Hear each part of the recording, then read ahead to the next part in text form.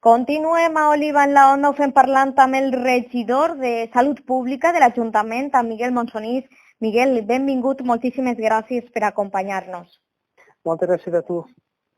Miguel, vam parlar el passat divendres de la gravetat de la situació que estava vivint la comarca de la Safor, i aquest tancament perimetral també de la ciutat d'Oliva per aquesta incidència alta en el nombre de casos positius per Covid-19, tot el tema que s'estava desenvolupant en quant a mesures i accions per a parar, frenar aquest increment en quant a xifres. I és que més enllà de tot això s'estan generant moltíssimes polèmiques. Miguel, m'agradaria parlar amb tu de l'última que té a veure amb Protecció Civil. Des de Projecte Oliva han emès un comunicat de premsa. M'agradaria que ens ajudares un poc a situar-nos i aclarir aquesta qüestió.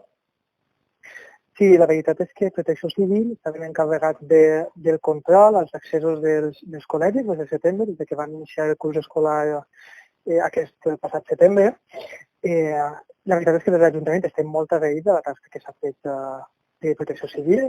L'Ajuntament va contractar de manera remunerada aquests serveis i malauradament jo entenc que ha hagut algun tipus de malentès perquè anaven a incorporar-se una sèrie de treballadors del programa e-Covid, que és un programa d'empleament encarregat, destinat per a pal·liar aquests efectes de la pandèmia, per al control de terrasses, per al control de carrers i desinfecció de carrers, per a la desinfecció de les immediacions dels centres de salut. I per lo vist va haver un malentès en què l'Associació de Protecció Civil entenia que aquesta figura anava a substituir-los automàticament, la seva funció. Realment des de l'Ajuntament el que diem és que no és així, hi ha una funció complementària de desinfecció i informació a la ciutadania. D'aquesta manera te donem les gràcies, Miguel, perquè ens ajudes a aclarir aquesta polèmica que tu mateixa ahir comentaves a les teues xarxes socials, de com en aquest moment tan delicat de crisi sanitària, també amb aquest temporal que ha portat Filomena, és a dir, des de la part dels grups de l'oposició no es contribuïsca a fer front a aquesta situació.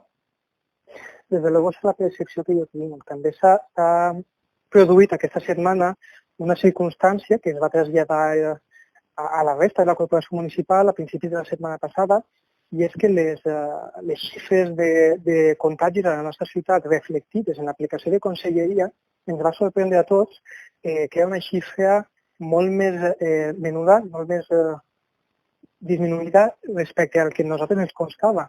I tant des del Centre de Salut d'Oliva com des de la mateixa conselleria ens van clarificar que havia hagut un problema en la transmissió de dades de la ciutat d'Oliva cap a conselleria que no havien quedat reflectides correctament a l'aplicació.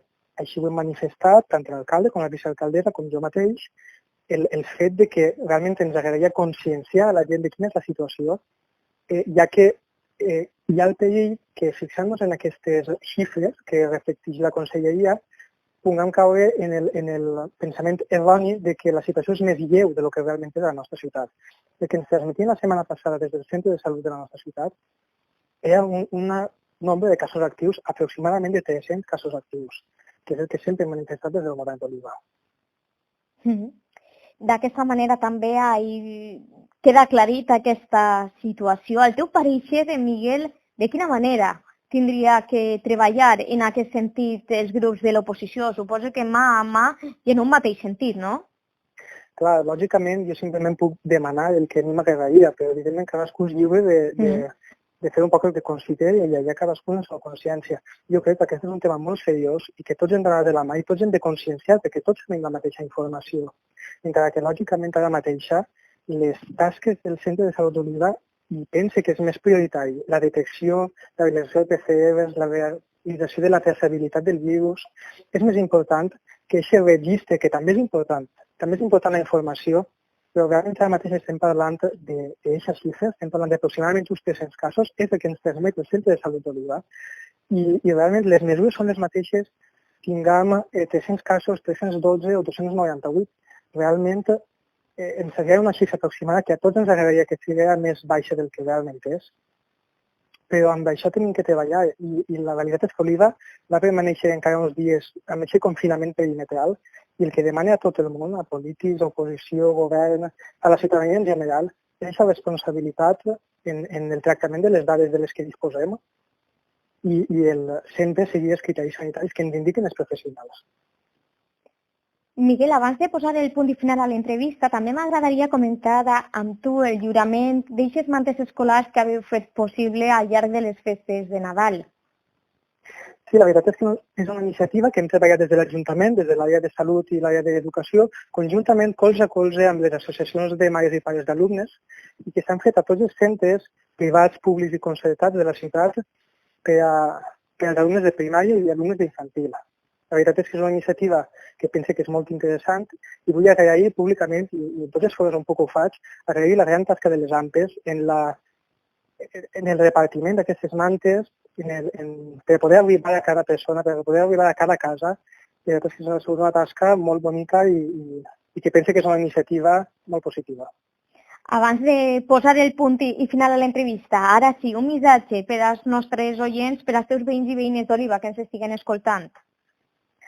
També m'agradaria transmetre aquesta tranquil·litat, aquesta confiança en les institucions, perquè si es perd aquesta confiança en les institucions en aquests moments tan difícils, realment ens queda molt poc més. Per tant, voldria manifestar que en el moment en què tinguem la xifra exacta de contagis de la nostra ciutat, pressupostíssim que es farà pública, com s'ha fet sempre fins ara, però ara mateix hem de treballar en les dades que tenim. I conforme la situació que estem, jo penso que sanitaris estan realitzant una tasca encomiable i que realment la seva tasca està més en la detecció del virus i en comparar-lo, i la nostra tasca i el nostre deure de la resta és el de posar-los les coses més fàcils i intentar posar el nostre granet d'arena o aportar de la nostra part el que puguem per evitar aquesta transmissió del virus. Miguel, moltíssimes gràcies per haver estat amb nosaltres. De veres que ha sigut tot un plaer. Moltes gràcies a tu, Jessica.